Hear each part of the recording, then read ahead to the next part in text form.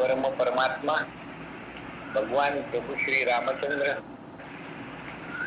मारुती राय, भगवान श्री गोपाल कृष्ण यांच्या चरणी साष्टांग प्रणिपात. भगवान शंकराचार्य, समर्थ सद्गुरु ब्रह्मचैतन्य महाराज यांच्या चरणी श्रद्धापूर्वक साष्टांग प्रणिपात. आपणा सर्व श्रोत्यांना सप्रेम अभिवादन आणि आपल्या आजच्या चिंतनाला आरंभ. काल साधन चतुष्टय या संदर्भात आपण विचार केला.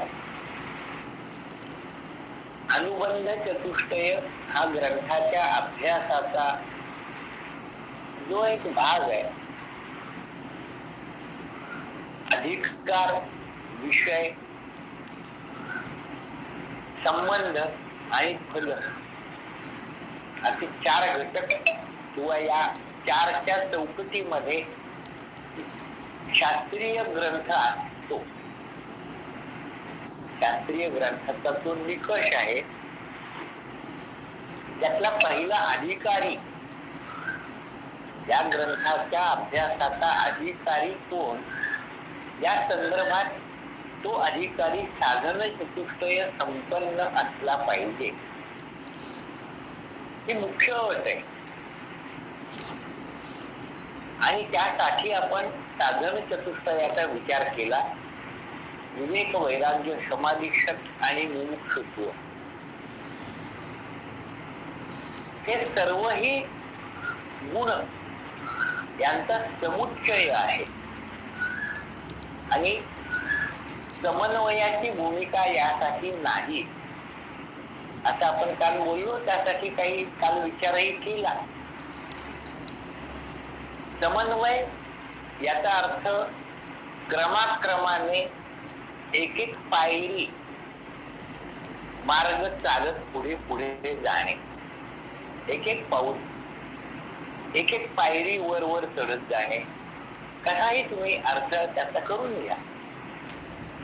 परंतु आता ज्या भूमिकेवर आहे तिथून पुढे जाणे, या भूमिकेचा त्याग करणे आणि पुढे जाणे, मागच्याचा त्याग आणि पुढच्याचा स्वीकार, असं करत करत पुढे जाणे याचा अर्थ समन्वय.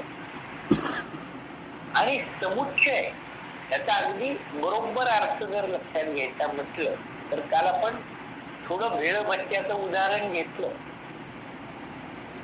पूर्णांशाने नाही योग्य, अगदी त्याचा विचार जर योग्य पद्धतीने लक्षात घ्यायचं म्हटलं तर जे काही घटक या साधन चतुष्टयामध्ये सांगितले गेले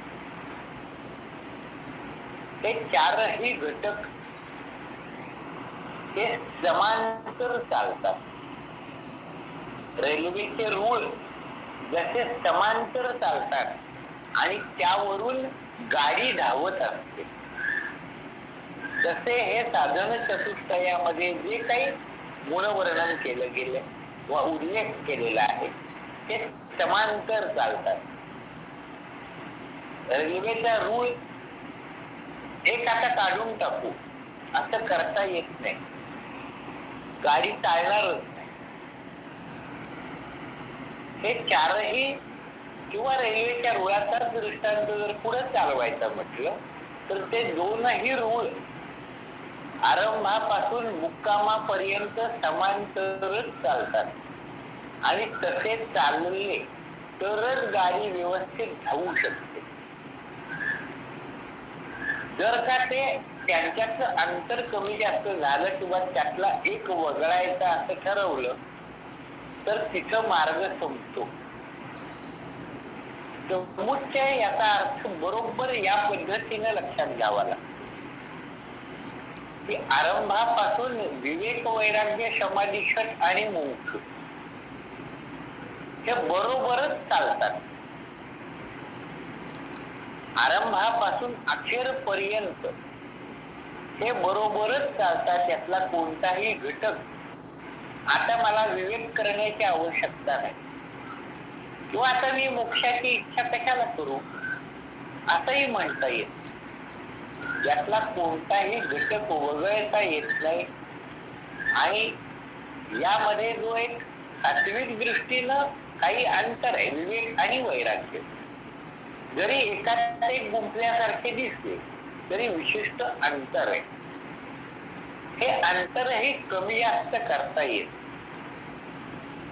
या दृष्टीनं समुच्चय असा जर शब्द आपण लक्षात घेतला तर साधन चतुष्टयामध्ये ज्या गुणांचा विचार आपण केला किंवा शास्त्राने आपल्या पुढे ठेवलेला आहे, ते सर्व ही गुण हे या रेल्वे रुळाप्रमाणे आरंभापासून अखेरपर्यंत जसे आहेत तसे सांभाळावेच लागतात. त्यात कमी जास्त करता येत. त्याला समुच्चय असं म्हणतात. आणि समन्वयामध्ये मागची गोष्ट सोडून पुढच्याचा स्वीकार करत पुढे पुढे जाणे. रेल्वे स्टेशन असतात, एक एक स्टेशन सोडत रेल्वे पुढं पुढं मुक्कामापर्यंत जाते. मुक्काम आपला स्वरूप स्थितीला जाऊन प्राप्त होणे हा मुक्काम आहे. आता या दृष्टीनं साधन चतुष्टयाचा विचार आपला करून झाल्यावरती अनुबंध चतुष्टयाचा अधिकारी हा साधन चतुष्टय संपन्न असला पाहिजे. म्हणजे हे सर्व ही गुण आरंभापासून अखेरपर्यंत त्या त्या ठिकाणी पूर्णपणाने असलेच पाहिजे. ते प्रगट असले पाहिजे. अस्पष्टता कुठेही येता कामा नये. असा अधिकार तो या अधिकार्यासाठी हा ग्रंथ आहे. अधिकारी याचा अर्थ एक त्याला काय म्हणावं लागेल, अधिकारी म्हणजे आपल्याला जो एक कचेरीमध्ये किंवा वरिष्ठ ज्याला आपण म्हणतो अधिकारी, आपल्यापेक्षा अधिकाराने श्रेष्ठ, की त्यांचे हुकूम आपल्याला ऐकावे लागतात. तशा अर्थाचा अधिकारी शब्दाचा इथं विचार नाही. इथं कुणाचे हुकूम ऐकायचे तर ते सद्गुरूंचेच ऐकायचे, हे निश्चित आहे, अन्य कोणाचे नाही. पण इथं खरी हुकूमत आपली चालवायची, चालली पाहिजे. इथं अधिकारी त्या शब्दाचा जो विचार आहे तो विकारांवरती आपली हुकूमत चालली पाहिजे. सामान्यपणाने आपल्या जीवनाचा जर विचार केला तर विकार आपल्यावरती हुकूमत गाजवतात. निरूपण झाल्यानंतर तुम्ही मला फोन करून सांगा ना की दादा तुम्ही जे काही बोललात ना ते काही अक्षर मला कळलं नाही, तुम्ही आपलं प्रवचन करत जाऊ नका, की मग माझा आवाज कसा बदलतो ते पहा. याच कारण विकारांनी मला ताब्यात ठेवलेलं आहे. विकार माझ्या ताब्यात नाही. मला एक शब्द जरी वाकडा कोणी बोललं सहन होत नाही. आणि विकारांवरती हुकूमत गाजवणे हा अधिकार संपन्न आपण होणं आवश्यक आहे. आणि तेव्हाच आपण परमार्थ मार्गाचे खऱ्या अर्थाने अधिकारी ठरू शकतो. पात्रता, अधिकारी या शब्दासाठी पात्रता हा शब्द आपल्याला लक्षात येईल. सगळेजण शाळा शिकूनच पुढे आलेले आहोत. अगदी अशिक्षित आणि अक्षरशत्रू शाळेत गेलाच नाही असं नक्की कुणी नाहीये. आणि अगदी सुरुवातीपासून नसेल सगळं समजा, पण जे अगदी वयस्कर आहेत त्यांच्या दृष्टीनं मी बोलतो हे, की पण काही काळामध्ये शाळेमध्ये एक प्रतिज्ञा घ्यायची मुलांनी अशी एक पद्धत सुरू झाली. भारत माझा देश आहे, सारे भारतीय माझे बांधव आहेत, वगैरे वगैरे या देशाच्या विविध परंपरा आहेत. या परंपरांचा मला अभिमान आहे आणि या परंपरांचा पायी होण्याची पात्रता माझ्या अंगी यावी म्हणून मी सदैव प्रयत्न करीन, अशी ती प्रतिज्ञा. हे शेवटचं वाक्य की या विविध परंपरांचा अधिकार मला प्राप्त व्हावा यासाठी मी अविरत प्रयत्न करीन, पात्रता माझ्या अंगी यावी म्हणून प्रयत्न करीन. ही पात्रता येणे म्हणजे अधिकार. आणि ती पात्रता आपल्या अंगी आल्याशिवाय खऱ्या अर्थाने जसं भारत माझा देश आहे असं आपण म्हणू शकत नाही. बघा, आपण बारकाईने या दृष्टीने विचार करा. पात्रता या शब्दाचा जो भाव आहे तो या ठिकाणी अधिकारी, ग्रंथाच्या अभ्यासाचा अधिकारी हा विशिष्ट पात्रता असणारा असला पाहिजे. आणि त्यातला एक भाग की तो साधन चतुष्टय संपन्न असलाच पाहिजे.